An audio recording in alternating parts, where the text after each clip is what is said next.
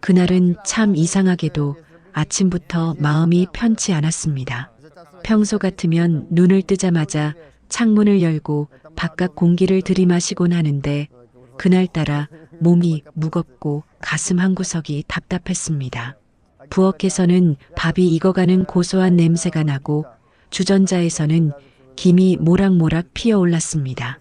늘 하던 대로 아침상을 차려놓고 혼자 앉아 텔레비전을 켰습니다. 뉴스에서는 사건 사고 소식이 흘러나왔지만 제 귀에는 잘 들어오지 않았습니다. 그렇게 멍하니 앉아 있는데 전화벨이 갑자기 요란하게 울렸습니다. 순간 가슴이 철렁 내려앉는 기분이 들었습니다. 나이 들어서 그런지 요즘은 전화벨 소리만 들어도 혹시 무슨 안 좋은 소식이 아닌가 하는 불안감이 먼저 밀려옵니다. 떨리는 손으로 수화기를 들었을 때 들려온 목소리는 제 예감이 틀리지 않았음을 단번에 알게 했습니다. 어머니, 큰일 났어요. 며느리의 목소리였습니다. 울음을 참으려다 끊어져 나오는 그 소리에 제 손끝이 떨렸습니다. 왜 그러니? 무슨 일인데 그러니? 천천히 말해봐라. 제 목소리도 이미 떨리고 있었습니다. 그런데 며느리 입에서 나온 말은 제 숨을 멎게 만들었습니다. 어머니, 저희 엄마가 갑자기 돌아가셨어요. 심장마비래요.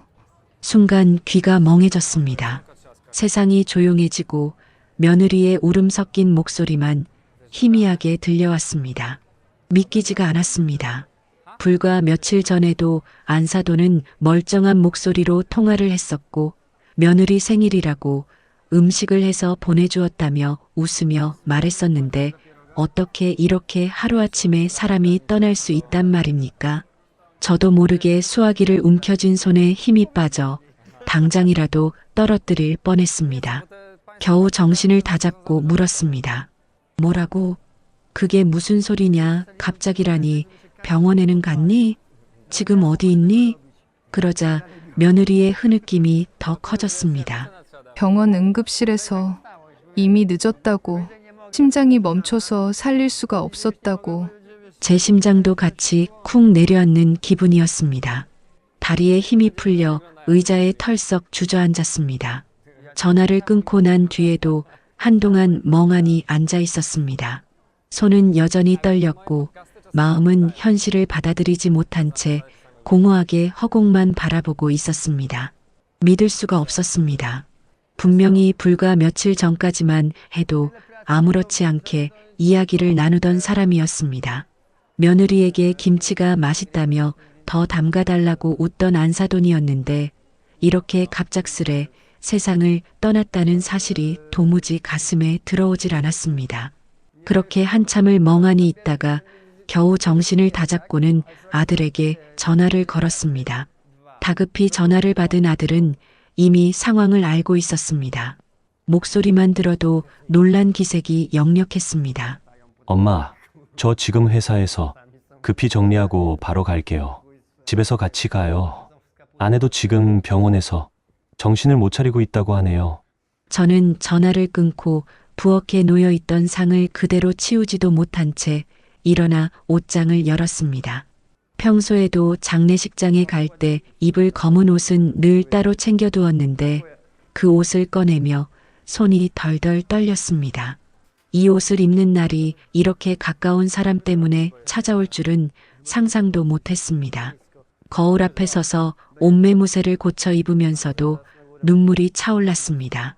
세상에 이렇게 갑자기라는 말이 자꾸만 입에서 흘러나왔습니다. 얼마 지나지 않아 아들과 며느리가 집으로 왔습니다.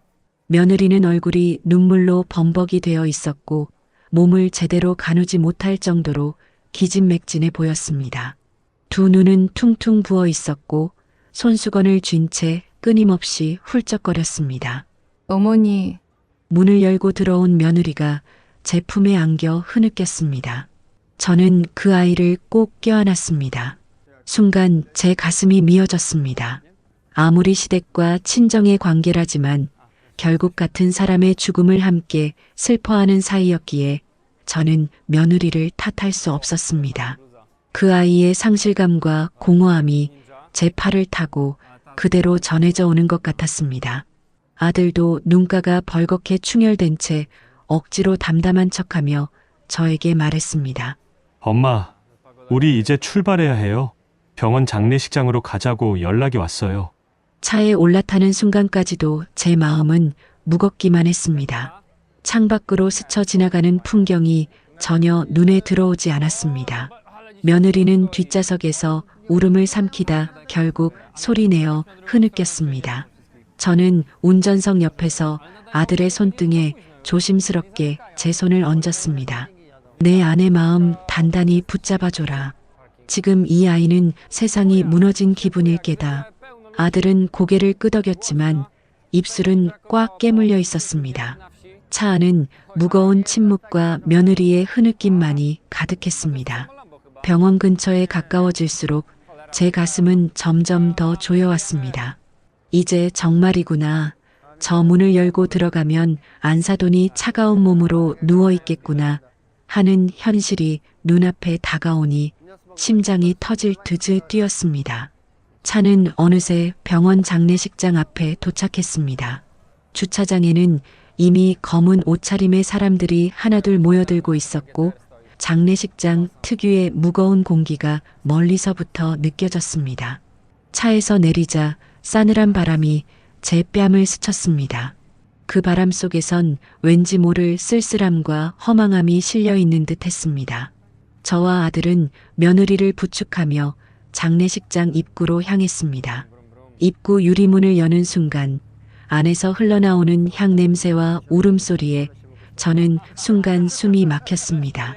이미 많은 친척들이 모여 흐느끼고 있었고 복도에는 조문객들이 삼삼오오 서서 안타까운 얼굴로 이야기를 나누고 있었습니다.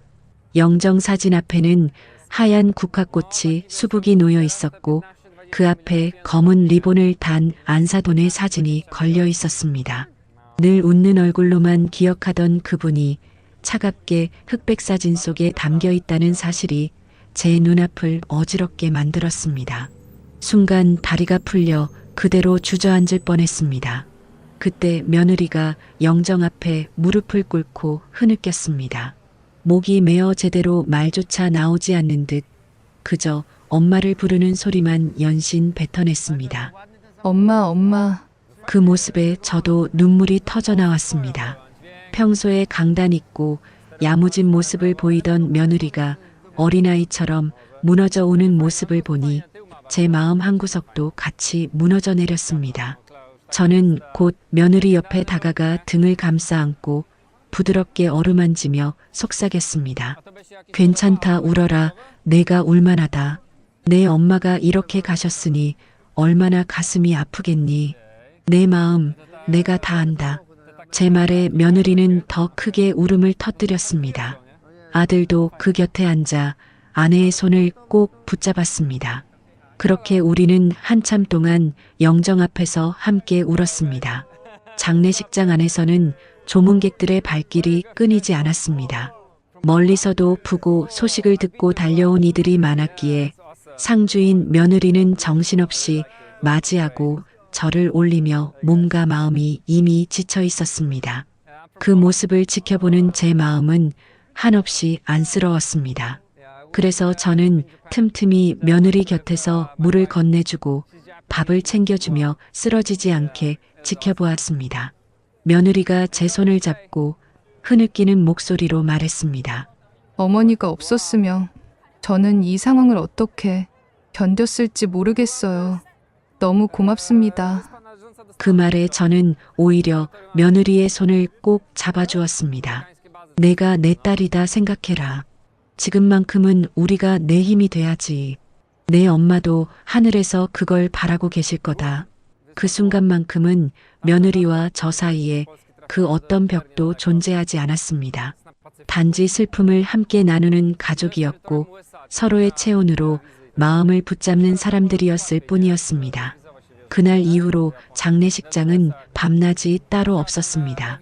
조문객들은 끊이지 않았고 향내와 울음소리가 뒤섞여 공기는 늘 무겁게 가라앉아 있었습니다. 한쪽에서는 친척들이 모여 부의금을 정리하고 다른 쪽에서는 음식을 나르며 분주히 움직이는 손길들이 이어졌습니다. 누구 하나 한가롭게 앉아있을 틈이 없었습니다. 저는 상주인 며느리 곁에 늘 자리를 지켰습니다. 며느리는 초췌한 얼굴로 고개를 숙인 채 들어오는 조문객마다 일어나 허리를 숙여 인사했습니다. 그 작은 몸이 점점 더 구부러지고 다리에 힘이 빠지는 것이 눈에 보였습니다. 저는 몇 번이고 며느리 팔을 잡아 의자에 앉혔습니다. 내 몸 생각 좀 해라. 쓰러지면 누가 내 자리를 지키겠니? 잠시라도 앉아 있어라. 그 말을 해도 며느리는 고개를 저으며 속삭였습니다. 어머니, 그래도 제가 안 일어설 수는 없잖아요. 이건 제 엄마 장례식인데. 그 말에 저는 더 이상 무슨 대꾸를 할 수 없었습니다. 단지 그 아이의 등 뒤에서 조용히 손을 얹고 떨리는 어깨를 어루만져주는 수밖에 없었습니다. 밤이 깊어도 장례식장은 좀처럼 고요해지지 않았습니다. 촛불은 흔들리고 복도에서는 낮은 목소리들이 오갔습니다. 저는 장례식장 의자에 앉아 졸다 깨달을 반복했습니다. 하지만 며느리는 거의 잠을 이루지 못한 듯 보였습니다. 눈은 벌겋게 충혈돼 있었고 목소리는 점점 더 쉬어갔습니다. 그 와중에도 저는 계속 며느리 옆을 지켰습니다. 물을 권하고 죽을 떠먹이며 조금이라도 힘을 내게 했습니다. 그러면서 속으로는 안사돈도 하늘에서 이 모습을 보고 계시겠지. 그래도 당신 딸이 시댁에서 이렇게 붙잡히고 있다는 걸 알면 조금은 마음이 놓이실까라는 생각이 들었습니다. 이틀째 되는 날, 발인을 준비하는 시간이 다가왔습니다. 새벽부터 장례식장은 분주했습니다. 상복을 입은 가족들이 하나둘 모여들고 흰 국화꽃이 관 위에 정성껏 올려졌습니다. 마당에는 검은 우산들이 줄지어 서 있었고 빗방울이 땅을 적시며 분위기를 더욱 무겁게 만들었습니다. 발인 종소리가 울려 퍼지는 순간 며느리는 끝내 주저앉아 오열했습니다.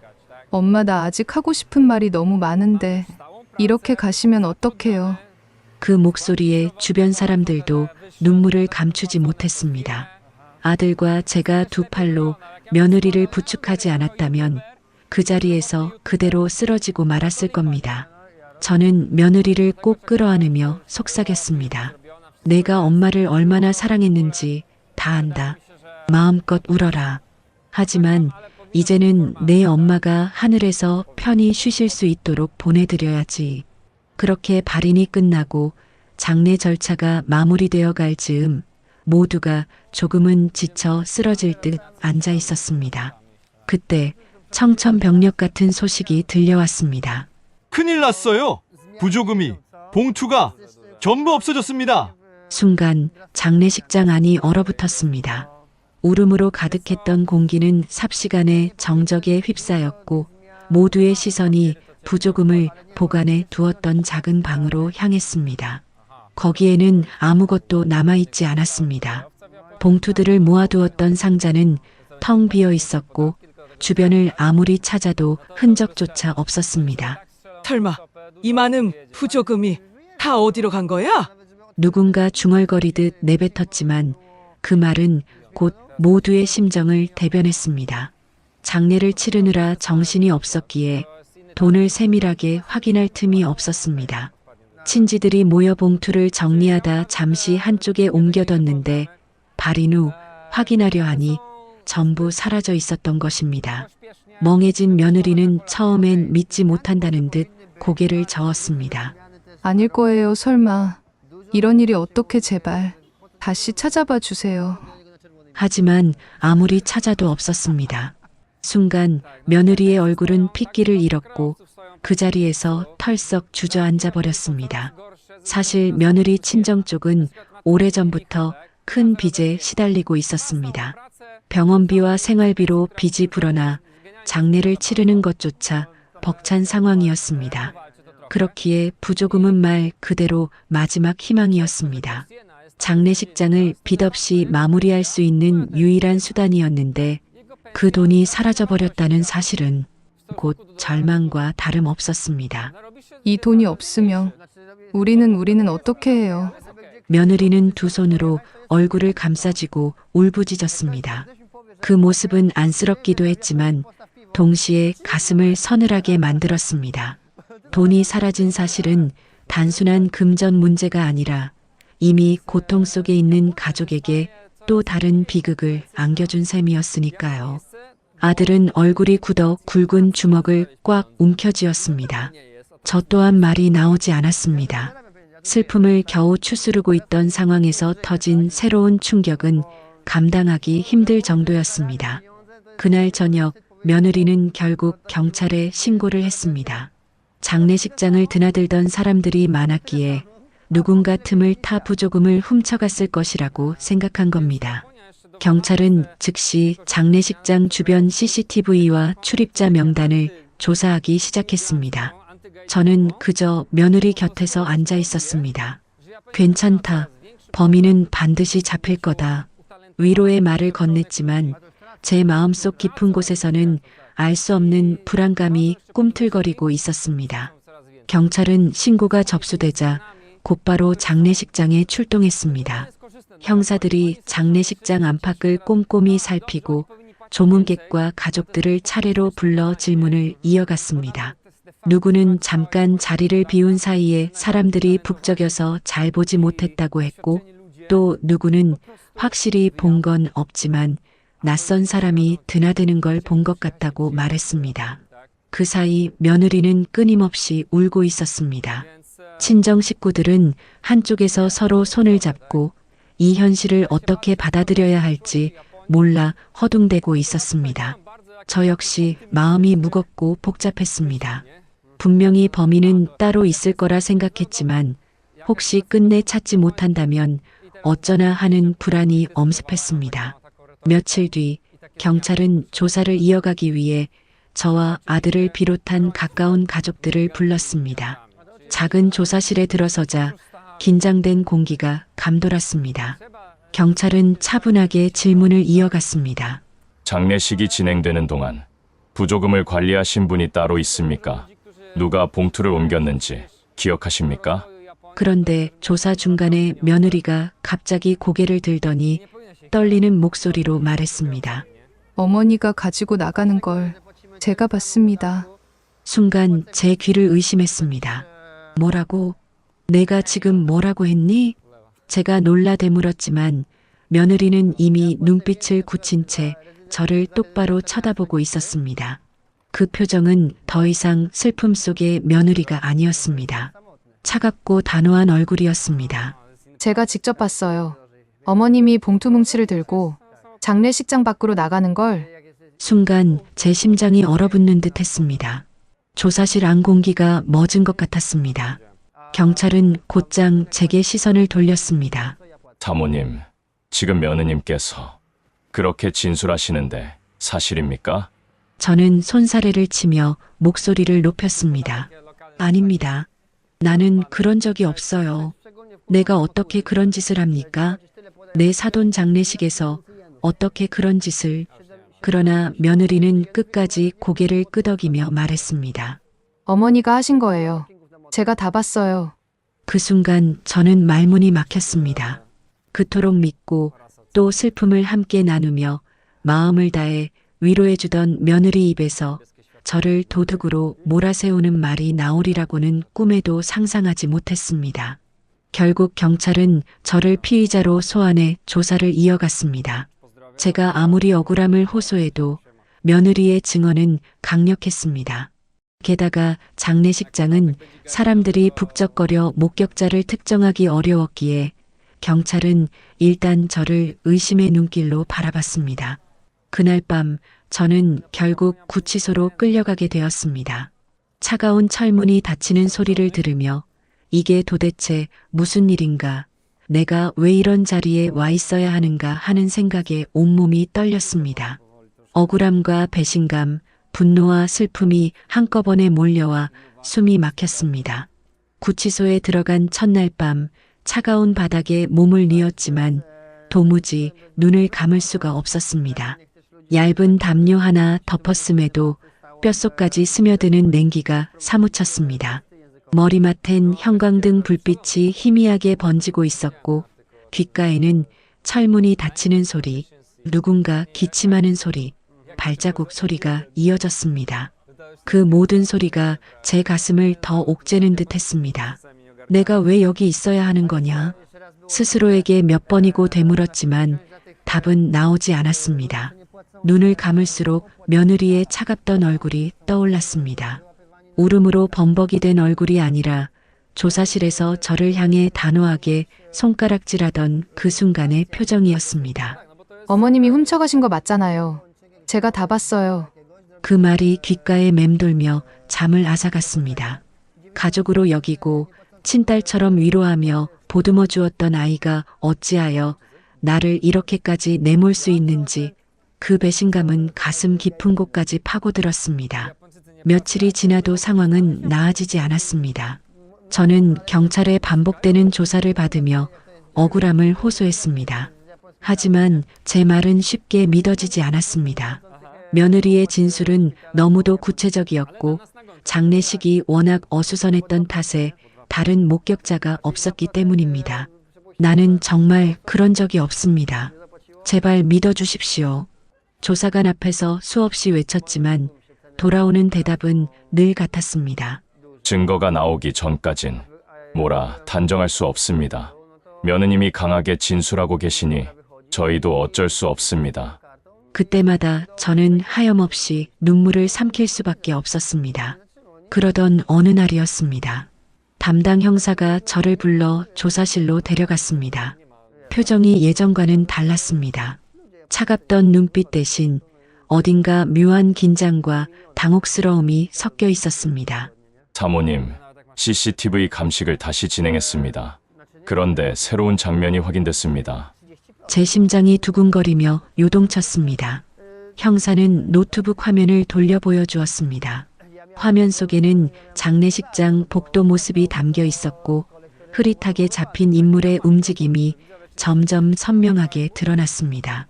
거기에는 제 며느리가 있었습니다. 검은 봉투 뭉치를 서둘러 가방 안에 넣는 장면이 분명히 찍혀 있었습니다. 그 순간 저는 숨이 막히는 듯 했습니다. 억울함이 증거로 풀려나간다는 안도감보다 며느리가 정말로 범인이라는 사실이 제 가슴을 찢어놓았습니다. 형사는 조용히 말했습니다. 사모님 말씀대로였습니다. 며느님이 부조금을 모두 챙겨나간 게 확인됐습니다. 곧 절차가 진행될 겁니다. 그 말을 듣는 순간 저는 눈물이 왈칵 쏟아졌습니다. 억울함이 풀린 눈물인지 배신의 고통 때문인 눈물인지 스스로도 알 수 없었습니다. 그저 손으로 얼굴을 가린 채 흐느낄 뿐이었습니다. 며칠 뒤 저는 구치소에서 풀려났습니다. 차갑던 철문이 열리던 순간 바깥 공기가 이렇게 따뜻할 수 있다는 걸 처음으로 느꼈습니다. 그러나 제 발걸음은 무겁기만 했습니다. 세상은 자유로웠지만 제 마음은 더 깊은 감옥 속에 갇힌 것 같았습니다. 구치소에서 나오던 날 차가운 철문이 뒤로 닫히는 소리가 아직도 귀에 쟁쟁했습니다. 바깥 공기는 따뜻했지만 제 가슴은 얼어붙은 채였습니다. 자유의 몸이 되었음에도 발걸음이 무겁고 세상이 낯설게만 느껴졌습니다. 집 앞에 도착했을 때 현관문을 열기 전 손이 한참 동안 떨렸습니다. 과연 내가 다시 이 집으로 들어갈 수 있을까? 아들과 며느리를 어떻게 마주해야 할까 하는 생각이 머리를 짓눌렀습니다. 겨우 마음을 다잡고 문을 열자 거실 불이 켜져 있었고 아들과 며느리가 앉아 있었습니다. 아들은 제 얼굴을 보는 순간 자리에서 벌떡 일어났습니다. 하지만 그 눈빛은 예전 같지 않았습니다. 따뜻한 눈빛 대신 복잡하게 얽힌 감정이 고스란히 담겨 있었습니다. 미안함, 당혹스러움, 그리고 차마 드러내지 못한 불신이 함께 얽혀 있었습니다. 엄마, 아들이 힘겹게 입을 열었지만 그 한마디 뒤에는 어떤 말도 잊지 못했습니다. 저는 그 아이의 눈빛만으로도 충분히 알 수 있었습니다. 엄마가 억울했다는 건 알겠지만 그래도 우리 가정은 어떻게 해야 하나 하는 갈등이 그 눈 속에 담겨 있었습니다. 그 옆에 앉아 있던 며느리는 끝내 제 눈을 마주치지 않았습니다. 고개를 숙인 채 아무 말도 하지 않았지만 그 침묵이 오히려 더 차갑게 느껴졌습니다. 바로 며칠 전까지만 해도 저를 향해 제가 다 봤어요 라며 외치던 그 목소리가 귓가에 생생히 맴돌았기 때문입니다. 저는 참을 수 없어 손을 떨며 며느리를 바라봤습니다. 내가 어떻게 나를 그렇게 몰았니? 내 친정엄마 장례에서 내가 너를 붙잡아주고 함께 울어줬던 사람이 나다. 그런데 내가 날 도둑으로 만들었어. 제 목소리는 떨렸고 가슴에서는 뜨거운 울분이 치밀어 올랐습니다. 하지만 며느리는 끝내 아무 대답도 하지 않았습니다. 그저 싸늘한 얼굴로 고개를 돌렸을 뿐이었습니다. 그날 이후 집안의 공기는 완전히 달라졌습니다. 식탁에 둘러앉아 밥을 먹는 일조차 어색해졌습니다. 저는 분노와 배신감으로 밤마다 눈을 감을 수 없었고 아들은 두 사람 사이에서 눈치를 보며 한숨만 내쉬었습니다. 며느리는 여전히 아무렇지 않은 듯 행동했지만 저를 향한 눈빛에는 어떤 반성도 없었습니다. 결국 저는 마음을 굳혔습니다. 이 아이와는 더 이상 한 집에서 살 수 없다. 우리 아들도 결국 불행해질 것이다. 저는 아들을 불러 진지하게 말했습니다. 이혼해라. 내 아내가 무슨 짓을 했는지 너도 똑똑히 봤잖니.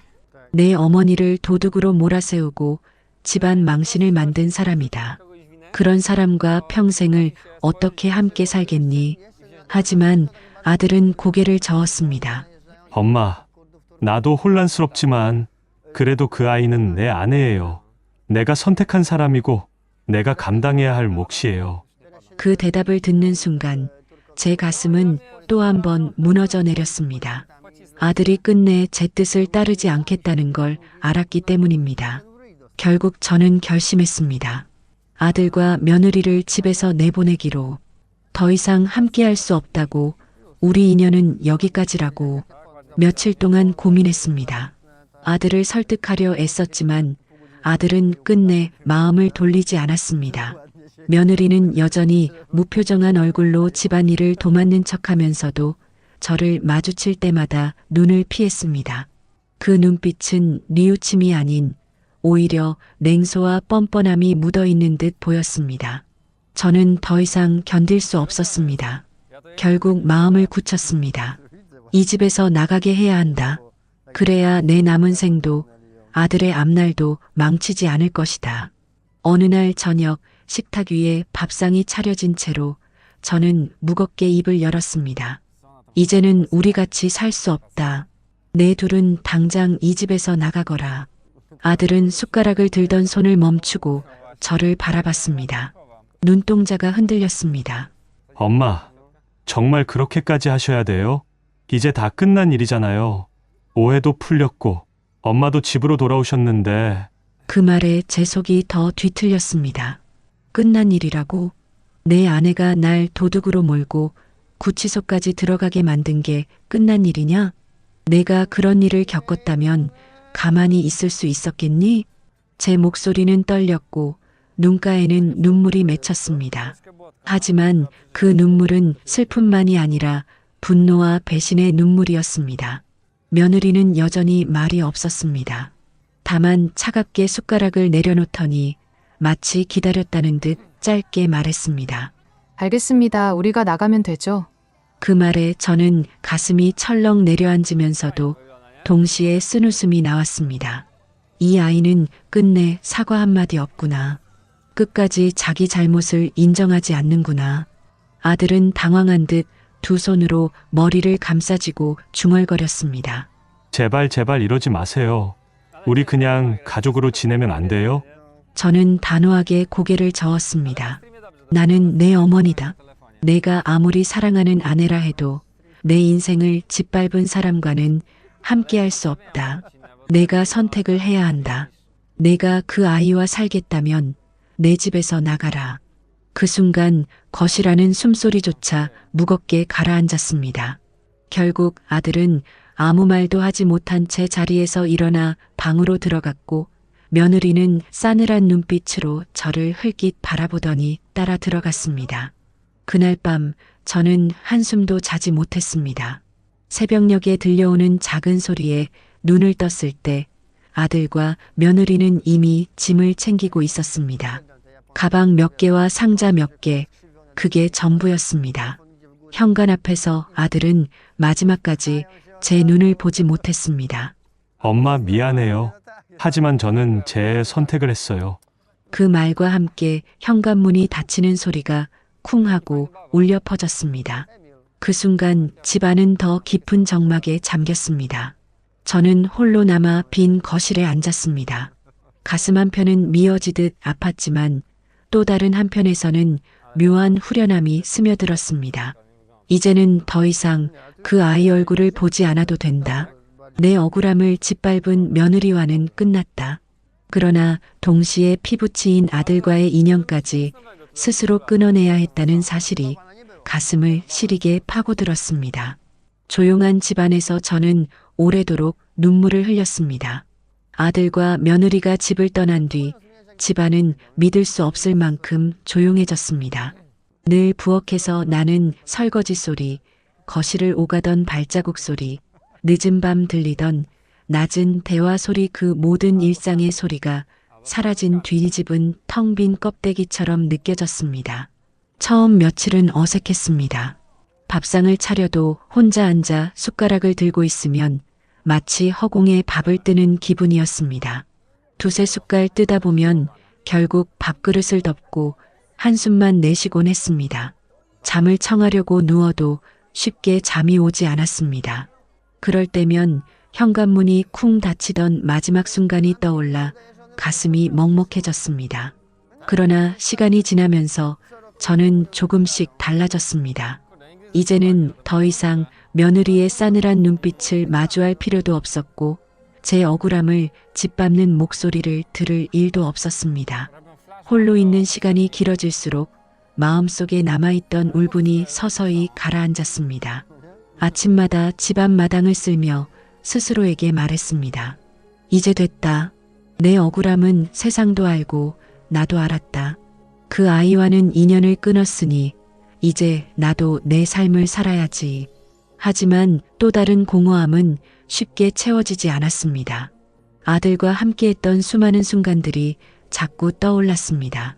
어린 시절 제 손을 꼭 잡고 학교에 가던 모습, 군대에 가던 날 저를 끌어안고 떠나던 모습, 결혼식 날 땀에 젖은 얼굴로 인사하던 모습까지 그 모든 기억이 선명하게 스쳐 지나가곤 했습니다.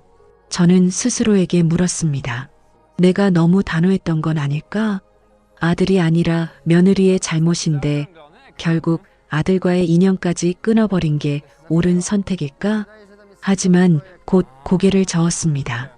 아니, 내가 틀린 건 아니다.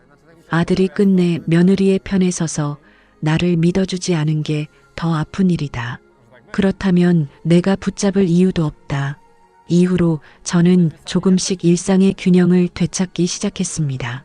이웃들과 마주치면 가볍게 인사를 나누고 시장에 나가 장을 보며 상인들과 짧은 대화를 나누는 것이 유일한 위안이 되었습니다. 텔레비전에서 흘러나오는 뉴스 소리조차 집안을 채워주는 소중한 배경음처럼 느껴졌습니다. 저녁이 되면 여전히 허전했습니다. 그러나 이제는 그 고독을 받아들이는 법을 조금씩 배워갔습니다. 가족이라는 이름으로 함께 살았지만 결국 서로의 신뢰가 무너진다면 그 인연은 언제든 끊어질 수 있다는 것을 뼈저리게 깨달았기 때문입니다. 아들과 며느리를 집에서 내보낸 뒤 몇 달이 흘렀습니다. 처음에는 집안이 너무 조용해서 숨이 막혔습니다. 하지만 시간이 지나자 그 고요함에 익숙해졌습니다. 새벽마다 들려오던 새소리, 바람에 흔들리는 나무가지 소리조차 제겐 위로가 되었습니다. 그런데 어느 날 시장에 장을 보러 나갔을 때였습니다. 오랫동안 알고 지내던 이웃 아주머니가 저를 보자마자 다가와 낮은 목소리로 말을 꺼냈습니다. 언니, 소식 들으셨어요? 아드님이 요즘 많이 힘들다던데. 저는 순간 걸음을 멈추고 아주머니의 얼굴을 바라봤습니다. 아주머니는 마치 조심스레 비밀을 나누듯 말을 이어갔습니다. 며느리 쪽에서 돈 문제로 또 시끄럽다더라고요. 이번엔 친정 빚 때문에 여기저기 돈을 빌리러 다니고 있다던데 아드님 얼굴이 말이 아니래요. 그 말을 듣는 순간 가슴이 철렁 내려앉았습니다. 역시나 하는 생각이 들었습니다. 제 억울함을 짓밟고 집안에서까지 갈등을 불러일으킨 며느리였으니 결국 같은 일이 반복되고 있는 게 아닐까 싶었습니다. 집으로 돌아오는 길, 제 발걸음은 무거웠습니다. 그래도 아들이 고생을 하고 있구나, 나까지 인연을 끊어버려 혼자 얼마나 힘들까 하는 생각이 가슴을 짓눌렀습니다. 며칠 뒤에는 다른 경로로 또 다른 소식을 들었습니다. 이번에는 동네에서 함께 다니던 성당 교우분이 전해주었습니다. 아드님 댁이 이사했다던데요. 멀리 간 건 아니고 근처 원룸에 들어갔다고 하더라고요. 생활이 많이 어려워졌다던데 며느님은 여전히 밖으로만 나도는 모양이에요. 그 얘기를 듣는 순간 제 손에 들려있던 장바구니가 덜컥 무겁게 느껴졌습니다. 머릿속에는 아들이 좁은 방에서 지친 얼굴로 앉아있는 모습이 그려졌습니다. 며느리는 여전히 변하지 않고 결국 그 고통을 고스란히 아들이 짊어지고 있는 것 같았습니다. 밤이 되자 잠을 이룰 수가 없었습니다. 내가 그때 조금만 더 참았더라면, 아들을 집에서 내쫓지 않았더라면 지금 저 아이가 이렇게 고생하지는 않았을까 하는 후회가 파도처럼 밀려왔습니다. 그러나 동시에 그렇다고 며느리를 용서하고 함께 산다는 건 불가능한 일이었지. 다시 내 곁에 두었다면 나는 더 큰 상처를 받았을 거야라는 생각도 떠올랐습니다. 결국 저는 두 감정 사이에서 끝없이 흔들렸습니다. 억울함과 배신감 때문에 내쫓았던 결정이 옳았는지, 아니면 아들을 지켜내지 못한 제 완고함이 더 큰 화를 불러온 건 아닌지 스스로도 알 수 없었습니다. 며칠 동안 저는 머릿속이 복잡했습니다. 시장에서도 성당에서도 동네 이웃들 입에서도 자꾸만 들려오는 아들의 소식은 제 마음을 흔들어 놓기에 충분했습니다. 좁은 원룸으로 이사를 갔다는 말, 며느리가 여전히 밖으로만 나돈다는 말, 아들이 홀로 생활비와 빚을 감당하느라 지쳐 보였다는 말, 그 모든 소문이 제 귀에 맴돌며 마음을 무겁게 짓눌렀습니다. 밤이면 더 힘들었습니다. 집안은 조용했지만 제 머릿속은 온갖 생각으로 시끄러웠습니다. 눈을 감으면 아들의 얼굴이 떠올랐습니다. 어린 적 제 손을 꼭 잡고 학교에 가던 아이, 결혼식 날 땀을 뻘뻘 흘리며 손님들을 맞이하던 아이, 가리고 제 앞에서 엄마, 내가 선택한 아내니까 감장해야 해요라며 울먹이던 그 목소리. 내가 너무 매정했던 건 아닐까? 아들만큼은 내 편에 두었어야 하는 게 아니었을까? 스스로에게 끊임없이 물었습니다. 그러나 곧 이런 생각도 따라왔습니다. 아니, 그 아이가 내 어머니를 도둑으로 몰았잖아. 그 억울함을 잊고 그냥 참고 살았더라면 결국 내 인생이 더 망가졌을 거야. 내가 단호하지 않았다면 아들은 끝내 진실을 보지 못했을지도 모른다.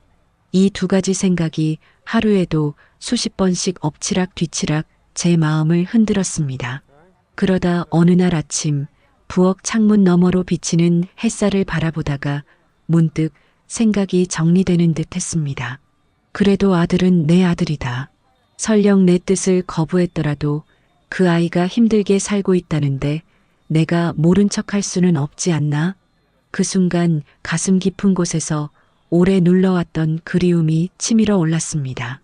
며느리와 다시 얼굴을 마주하는 게 두렵고 분노와 상처가 아직 가시지 않았지만 아들만큼은 다시 만나야겠다는 생각이 굳어졌습니다. 저는 작은 가방에 이것저것 챙겼습니다.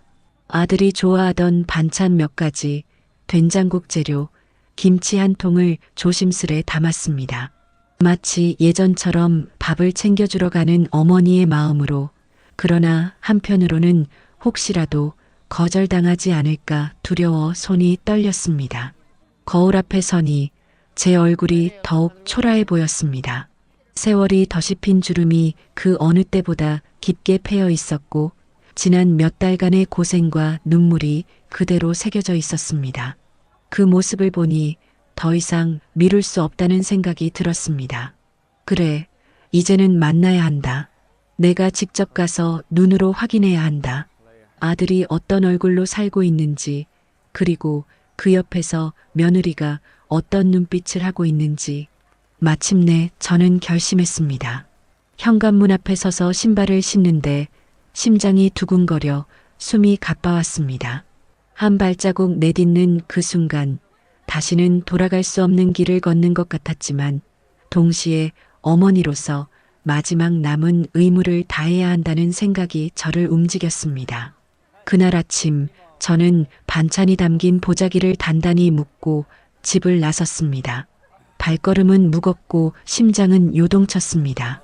아들이 나를 반가워할까, 아니면 냉정하게 등을 돌릴까 수십 번 생각이 오갔습니다. 버스를 타고 몇 정거장을 지나며 창밖을 멍하니 바라봤습니다. 젊은 부부들이 아이 손을 잡고 걸어가는 모습이 눈에 들어왔습니다.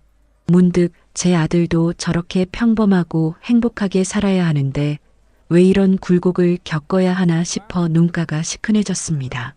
버스에서 내려 좁은 골목으로 들어서자 오래된 원룸 건물들이 줄지어 있었습니다.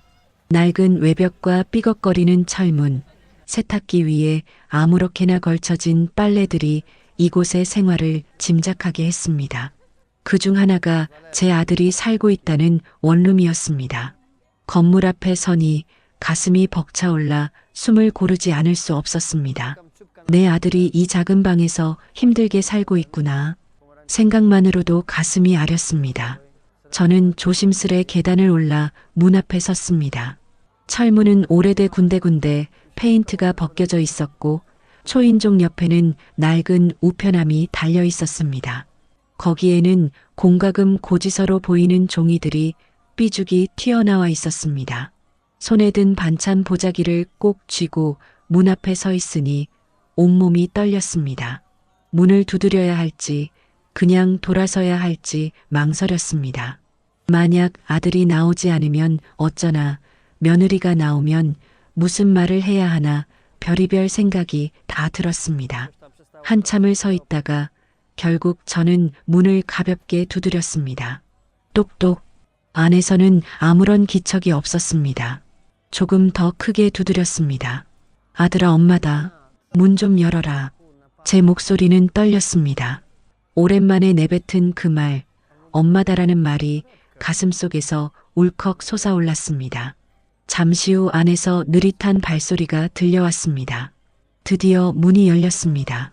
낡은 철문이 삐걱 소리를 내며 열리자 아들의 얼굴이 드러났습니다. 수척해진 얼굴, 깊게 패인 눈 밑 그림자, 그리고 어딘가 지쳐 보이는 눈빛.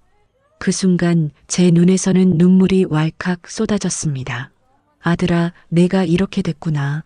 아들은 잠시 저를 바라보다가 그제야 힘겹게 입술을 열었습니다.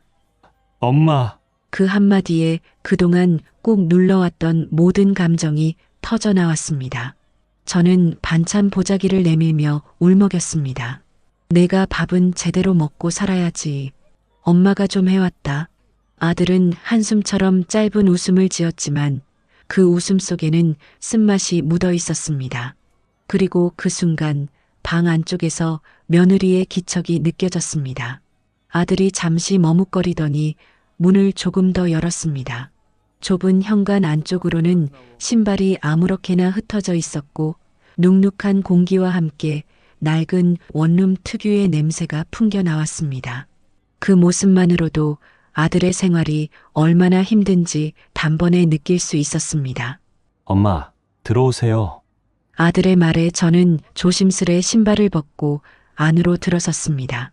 방 안은 생각보다 더 작고 어수선했습니다. 작은 책상 위에는 공과금 고지서와 빚 독촉장 같은 서류들이 쌓여 있었고 싱크대에는 설거지되지 않은 그릇들이 그대로 놓여 있었습니다. 전등 불빛은 희미했고 작은 창문에는 햇살조차 잘 들어오지 않았습니다. 제 마음은 이미 무너져 내리고 있었습니다. 내 아들이 이렇게 살고 있었구나.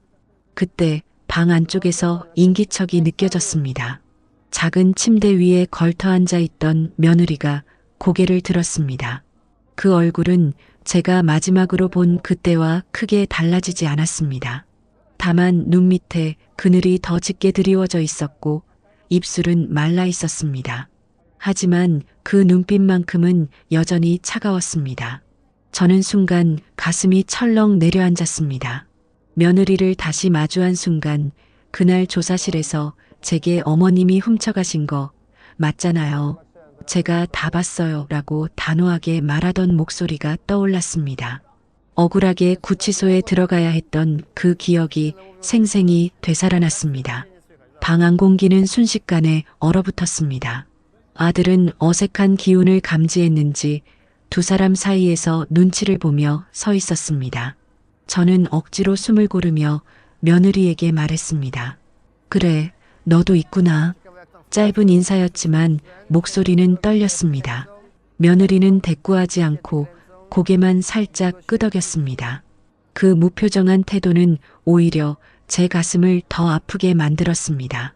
저는 애써 분위기를 바꾸려 반찬 보자기를 꺼내 식탁 위에 올려놓았습니다. 이거 좀 가져왔다. 반찬 해왔으니 밥이라도 제대로 먹어라. 아들은 그제야 의자에 앉으며 억지로 미소를 지었습니다. 고맙습니다, 엄마. 요즘 제대로 못 챙겨 먹었는데 잘 됐네요. 하지만 며느리는 여전히 묵묵부답이었습니다. 그 차가운 침묵은 칼날처럼 제 마음을 베었습니다. 반찬 냄새가 방 안에 퍼졌지만 저는 도저히 밥을 먹을 수 없었습니다. 목구멍이 막힌 듯 억울했던 기억과 며느리에 대한 분노가 다시 치밀어 올랐습니다. 아들과 함께 먹을 밥상을 차렸지만 저는 젓가락을 들 수가 없었습니다. 목이 막힌 듯 아무것도 넘어가지 않았습니다. 차갑게 앉아있는 며느리의 모습이 제 눈앞에서 떠나지 않았기 때문입니다. 저는 마침내 참지 못하고 며느리를 똑바로 바라봤습니다. 내가 정말 나한테 그럴 수 있었니? 내 친정엄마 장례에서 내가 내 옆을 지켜주고 내 손 붙잡아준 사람이 나였다. 그런데 내가 날 도둑으로 몰아세우고 내 발로 구치소까지 들어가게 만든 게 내 입에서 나온 말이었다. 내가 그때 한 말, 단 한 번이라도 후회해 본 적은 있니? 제 목소리는 떨렸지만 그 안에는 분노와 슬픔이 뒤섞여 있었습니다. 잠시 정적이 흘렀습니다. 아들은 두 손으로 머리를 감싸며 눈치를 보았고 며느리는 한동안 시선을 피하다가 마침내 천천히 입을 열었습니다. 그땐 제정신이 아니었어요. 엄마가 갑자기 돌아가시고 장례비도 없고 정신이 하나도 없었어요. 누군가를 원망해야만 했고 그냥 어머니가 눈에 들어왔던 거예요. 그 말에 제 가슴이 또 한 번 무너져 내렸습니다. 그냥 눈에 들어왔다는 이유로 너는 나를 도둑으로 만들었단 말이냐? 내가 감옥에 들어가 있던 그동안 내가 느낀 건 고작 그런 핑계였냐? 제 목소리는 높아졌고 아들은 황급히 손을 내저으며 말렸습니다. 엄마, 제발 그만하세요. 여기서까지 그러시면 안 됩니다. 우리 지금도 힘든데. 저는 아들을 향해 눈을 부릅떴습니다. 너도 아직 그 아이 편을 드는구나.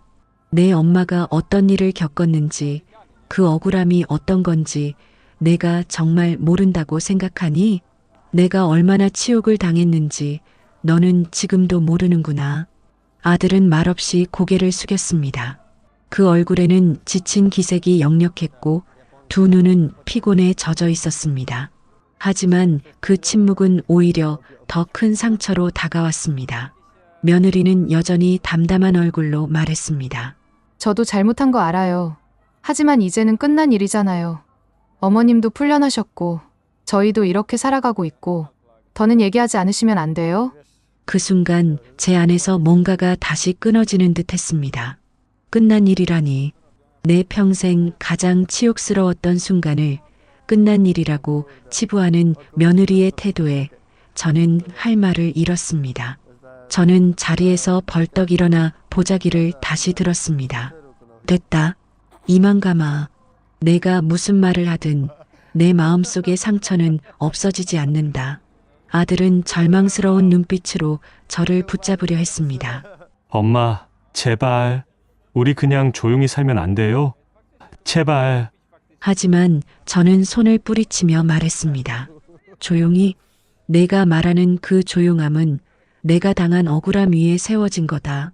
나는 그런 평화 원하지 않는다. 그렇게 말하고 현관문을 나서는 순간 제 눈에서는 눈물이 쏟아졌습니다. 억울함, 분노, 슬픔, 그리고 아들을 지켜주지 못한 자책감이 한꺼번에 몰려와 가슴이 찢어질 듯 했습니다. 원룸을 나서는 순간부터 발걸음이 휘청거렸습니다. 계단을 내려가는데 철제 난간이 손에 닿자마자 차갑게 스며들었습니다. 그 차가움이 마치 제 인생 같았습니다. 바람 한 줄기가 불어와 눈가에 맺혀있던 눈물이 흐르려 했습니다. 저는 부끄럽게도 주변 사람이 볼까 싶어 얼굴을 돌렸습니다. 하지만 아무리 고개를 숙여도 눈물은 멈추지 않았습니다. 버스에 올라타자 창문 밖 풍경이 흐릿하게 번졌습니다. 젊은 부부가 손을 꼭 잡고 길을 건너는 모습이 눈에 들어왔습니다. 그 모습을 보니 저도 모르게 저게 바로 내가 바랐던 내 아들의 모습이었는데 하는 생각이 들었습니다. 평범하고도 소박한 행복이 왜 우리 집안에는 그렇게 멀게만 느껴지는지 가슴이 먹먹했습니다. 집에 도착하자 현관이 유난히 낯설게 느껴졌습니다. 문을 열고 들어서자 고요한 공기가 제 온몸을 휘감았습니다. 텅 빈 거실, 아무도 앉지 않은 식탁, 사람의 기척이 사라진 집은 마치 시간이 멈춰버린 듯 했습니다. 저는 반찬 보자기를 부엌에 올려놓고 그대로 의자에 앉았습니다. 손은 허공을 헤매듯 떨렸습니다. 결국 아무것도 변하지 않았구나. 며느리와 다시 마주했지만 그 아이는 끝내 사과하지 않았습니다. 아들은 여전히 중간에서 갈피를 잡지 못했고 저는 또다시 혼자가 되었습니다. 오히려 이번 만남은 인연을 회복하기는커녕 더 멀어졌다는 사실만 확인시켜 주었습니다. 밤이 되자 집안은 더 적막했습니다. 텔레비전을 켜두었지만 소리는 귀에 들어오지 않았습니다. 마음속에서는 아들의 얼굴만 맴돌았습니다. 수척한 모습, 지쳐 보이는 눈빛, 그리고 끝내 제 손을 잡지 못한 채 고개를 떨구던 뒷모습. 내 아들을 내가 이렇게 멀리 떠밀어버린 걸까, 아니면 이미 멀어진 걸 내가 이제야 받아들이는 걸까? 스스로에게 물었지만 답은 없었습니다. 다만 분명한 건 며느리와의 인연은 다시는 이어지지 않을 것이라는 사실이었습니다. 그리고 그 며느리와 끝내 끊어내지 못하는 아들을 보며 저는 이제 그 아이마저 마음속에서 조금씩 놓아야 한다는 씁쓸한 깨달음을 얻었습니다. 날이 갈수록 집은 더욱 고요했습니다. 아침에 눈을 뜨면 들리는 것은 냉장고 돌아가는 소리와 바람에 흔들리는 창틀 소리뿐이었습니다. 예전 같았으면 아들이 부엌을 오가며 물을 마시는 기척이라도 있었겠지만 이제는 그마저도 사라진 지 오래였습니다. 처음엔 그 정막이 감옥 같았습니다. 밥을 해도 함께 먹을 사람이 없으니 밥맛조차 느껴지지 않았습니다. 그러나 시간이 조금씩 흐르자 저는 그 고요 속에 익숙해지기 시작했습니다. 차라리 아무도 없는 집이 더 편하다는 생각마저 들었습니다. 더 이상 며느리의 싸늘한 눈빛을 마주하지 않아도 됐고 아들의 갈팡질팡하는 태도에 가슴이 무너지는 일도 없었으니까요. 대신 저는 작은 것들에서 위안을 찾으려 했습니다. 아침마다 베란다에 나가 화분에 물을 주고 동네 공원을 산책하며 바람을 맞았습니다. 시장에 가면 오랫동안 알고 지내던 상인들과 짧게 안부를 나누는 게 유일한 즐거움이었습니다. 오늘은 배추가 좋으니 하나 가져가요라는 말 한마디가 사람 사는 정처럼 느껴졌습니다. 그렇게 홀로 지내며 저는 깨닫게 되었습니다. 가족이라고 해서 언제나 내 편이 되는 것은 아니라는 것. 믿고 의지했던 이에게도 배신을 당할 수 있다는 것. 그리고 아무리 억울하고 원통해도 결국 나 자신을 지켜내는 건 나밖에 없다는 사실이었습니다. 물론 여전히 아들 생각이 문득문득 떠올랐습니다. 밤마다 문득 떠오르는 아들의 얼굴은 저를 흔들었습니다. 지금 밥은 제대로 먹고 있나, 건강은 괜찮나 하는 생각이 꼬리를 물었습니다. 하지만 마음 한편에서는 또 이런 목소리가 들려왔습니다. 내가 그렇게 붙잡아도 결국 너를 지켜주지 못한 아이였다. 이제는 놓아야 한다. 저는 스스로 다짐했습니다. 앞으로는 내 삶을 살아야겠다. 더 이상 며느리에게 휘둘리지 않고 아들에게 매달리지 않고 내 남은 세월을 내 손으로 지켜야겠다. 이 다짐은 단순한 체념이 아니었습니다. 억울함과 분노, 슬픔을 모두 겪고 난 끝에야 비로소 내린 결론이었습니다. 시간이 조금 더 흐르자 동네 이웃들과의 작은 만남이 제겐 큰 위로가 되기 시작했습니다. 오랜 세월 알고 지낸 시장 상인이나 성당 교우들이 지나가며 언니 얼굴 좋아지셨네라며 건네는 말이 마음을 누그러뜨렸습니다. 저는 그럴 때마다 억지로라도 웃으며 살다 보니 다 그렇지요 하고 대답했습니다. 하지만 집으로 돌아오는 길에는 늘 생각이 많아졌습니다. 동네의 연세 지긋한 분들과 이야기를 나누다 보면 저와 비슷한 사연을 가진 이들이 의외로 많았습니다. 며느리 문제로 마음고생을 한 사람, 자식 문제로 속이 타들어가는 사람, 그리고 결국 가족과 멀어진 채 혼자 살아가는 사람들. 이야기를 들을수록 나만 겪는 일이 아니구나 하는 생각이 들면서도 그 속에 담긴 한숨이 제 가슴에 그대로 와 닿았습니다. 어느 날은 교우 모임에서 한 아주머니가 제 손을 꼭 잡으며 속삭였습니다. 나도 며느리 때문에 마음고생을 많이 했어요. 근데 언니, 결국 우리가 지켜야 할 건 우리 마음 하나뿐이에요. 자식이든 며느리든 기대는 줄이고 그냥 내 자리에서 묵묵히 사는 게 답이더라고요. 그 말이 유난히 크게 와 닿았습니다. 돌아오는 길 내내 그 말이 귓가에 맴돌았습니다. 우리 마음 하나 지키는 것, 그 단순한 말이 제게는 깊은 울림으로 다가왔습니다. 그날 이후 저는 조금 달라지기 시작했습니다. 아들의 얼굴이 떠올라도 예전처럼 가슴이 무너져 내리지는 않았습니다. 대신 속으로 조용히 기도했습니다. 저 아이가 어디서든 밥은 굶지 않게 해달라.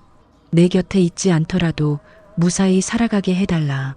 저는 다시 부엌에 서서 작은 반찬을 만들고 동네 노인정에 들러 함께 나눴습니다.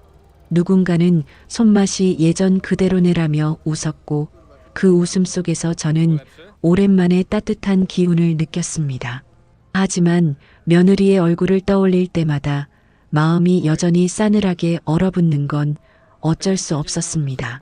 사람에 대한 믿음이 이렇게 쉽게 무너질 수 있다는 사실이 저를 더 단단하게 만들기도 했지만 동시에 깊은 상처로 남아 있었습니다. 며칠 전 장을 보러 시장에 갔을 때였습니다. 채소 가게 앞에서 줄을 서 있던 어느 아주머니가 다른 손님과 나누는 대화가 제 귀에 스쳤습니다. 아니, 들었어? 저기 누구 아들이 또 돈 문제로 곤란하다던데. 며느리 친정 쪽 빚이 아직도 정리가 안 됐다나 봐. 순간 제 가슴이 철렁 내려앉았습니다. 귀가 저절로 그쪽 대화에 쏠렸습니다. 아주머니들은 목소리를 낮추었지만 이어지는 말이 또렷하게 들렸습니다. 그 집 사위가 벌어오는 돈으로는 택도 없지. 며느리는 또 여기저기 손을 벌리고 다닌다더라. 그래서 남편이 요즘 얼굴이 반쪽이 됐다나 봐. 저는 손에 들고 있던 배추가 갑자기 무겁게 느껴졌습니다. 대화는 곧 다른 화제로 옮겨갔지만 제 머릿속은 이미 아들의 얼굴로 가득했습니다. 수척해진 얼굴, 지쳐있던 눈빛이 다시 떠올랐습니다. 집으로 돌아오는 길, 발걸음이 점점 느려졌습니다. 역시나 며느리는 변하지 않았구나. 결국 친정집 빚 문제에 또 아들을 끌어들이고 있구나. 속이 쓰리고 가슴이 답답했습니다. 그날 저녁 저는 오랫동안 창가에 앉아 있었습니다. 불 꺼진 거실은 어두웠지만 제 머릿속은 더 어두웠습니다. 아들이 겪고 있을 고생이 눈에 훤히 그려졌기 때문입니다. 내가 그때 아이들을 내쫓지 않았다면 지금은 달랐을까? 아니면 더 큰 화가 나를 덮쳤을까? 스스로에게 수없이 묻고 또 물었습니다. 하지만 답은 여전히 오리무중이었습니다. 며칠 뒤 성당에 갔을 때 교우 한 분이 제 옆에 앉아 조심스레 말을 건넸습니다. 자매님, 아드님 집안 요즘 많이 힘들다던데요. 혹시 알고 계셨어요? 저는 순간 말이 막혔습니다. 대답을 하려다 결국 입을 다물었습니다. 그저 고개만 천천히 끄덕였습니다. 그분은 제 손을 꼭 잡으며 말했습니다. 마음 쓰지 마세요. 자식 이름 부모가 다 막아줄 수 있는 게 아니에요. 우리가 기도해 드릴 테니 너무 애쓰지 마세요. 그 위로가 고맙기도 했지만 마음속 공허함은 더 커져갔습니다. 결국 저는 또다시 현실을 똑바로 바라봐야 했습니다. 며느리와 아들은 제 손을 벗어나 이미 저들만의 세상 속에서 발버둥 치고 있었고 저는 멀찍이 서서 지켜볼 수밖에 없는 처지였다는 것을 말입니다. 며칠 동안 마음이 불편해 견딜 수가 없었습니다. 시장과 성당에서 들었던 소식들이 머릿속에서 떠나지 않았습니다. 아들이 얼굴이 반쪽이 되었다는 말, 며느리가 여전히 친정 빚 문제로 여기저기 손을 벌리고 다닌다는 말거 모든 이야기가 저를 괴롭혔습니다. 밤마다 잠을 청하려 해도 쉽지 않았습니다. 불 꺼진 방 안에서 천장을 바라보면 아들의 얼굴만 떠올랐습니다.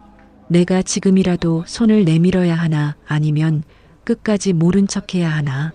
그 두 가지 생각이 끊임없이 저를 갈라놓았습니다. 그러다 어느 날 결국 참지 못했습니다. 서랍 깊숙한 곳에서 아들 휴대폰 번호가 적힌 작은 수첩을 꺼냈습니다. 번호를 모르는 것도 아닌데 그동안 제 손가락은 차마 버튼을 누르지 못했습니다. 하지만 그날 밤 떨리는 손으로 천천히 번호를 눌렀습니다. 신호음이 몇 번 울리더니 낯익은 목소리가 들려왔습니다. 여보세요? 순간 가슴이 벅차올라 아무 말도 나오지 않았습니다. 엄마 맞지? 아들의 목소리가 이어졌습니다. 저는 목이 메어 겨우 입을 열었습니다. 그래 나다. 내 엄마다. 짧은 정적이 흘렀습니다. 수화기 너머로 아들의 숨소리가 들렸습니다. 엄마 왜 이제야 전화를 하셨어요? 그 목소리는 지쳐 있었고 동시에 애써 참아온 감정이 묻어 있었습니다. 저는 눈물이 솟구쳐 나와 소리 죽여 울다가 겨우 말을 이어갔습니다. 내가 힘들다더구나. 내가 그 소식을 듣고 차마 가만히 있을 수가 없었다. 아들은 한숨을 길게 내쉬었습니다. 엄마, 사실 요즘 많이 힘들어요. 집세도 밀리고 생활비도 빠듯하고 그런데도 아내는 친정 쪽 일 때문에 자꾸 돈을 쓰려고 하고 제가 아무리 막으려 해도 잘 안 돼요. 그 말에 제 가슴은 또 무너져 내렸습니다. 역시 소문이 사실이었던 겁니다. 저는 잠시 침묵하다가 조용히 말했습니다. 아들아, 엄마